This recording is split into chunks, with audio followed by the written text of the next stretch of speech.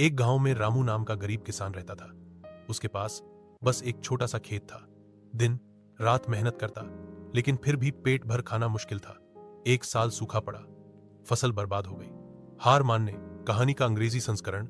कहानी किसन बिल्ली और जादुई हथौड़ा। एक समय की बात है, एक छोटे से गांव में किसन नाम की एक चालाक और शरारती बिल्ली रहती थी। लेकिन किसन एक साधारण एक बिल्ली नहीं, वह बात कर सकती थी और अक्सर अपनी बुद्धि और समझदारी से ग्रामीणों को चकित कर देती थी। एक दिन गांव के पुराने कबाड़खाने की खोज करते हुए किसन ने जंग के ढेर के नीचे कुछ चमकदार देखा। मेरे औगार, यह एक हथौगा था, लेकिन कोई भी साधारण हथौगा नहीं।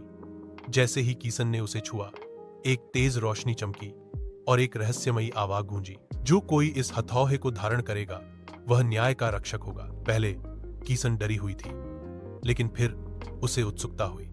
हथौड़ा जादुई था, जब भी वह उसे जमीन पर मारती सच्चाई सामने आ जाती। उस समय के आसपास चोरियों की एक श्रृंखला हुई थी। गांव में चोरी हुई, किसी को नहीं पता था कि चोर कौन था। जादुई हथौड़े की मदद से किसन ने जांच शुरू की। उसने सवाल पूछे और जब भी कोई झूठ बोलता हथौड़ा जमीन पर बजता। अंततः किसन ने चोर को खोज निकाला। वह एक लालची व्यापारी था जो चुपके से सभी का अनाज चुरा रहा था। ग्रामीण बहुत खुश हुए और उन्होंने किसन को उनके रक्षक के रूप में सम्मानित किया।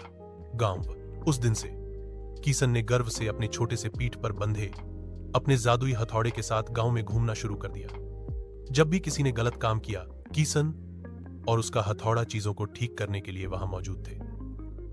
सत्य और चतुराई चाहे बिल्ली में हो या व्यक्ति में, हमेशा बुराई पर विजय प्राप्त करेगी। अगर आप इसे बच्चों की चित्र पुस्तक, कॉमिक या एनिमेटेड में बदलना चाहते हैं तो मुझे बताएं।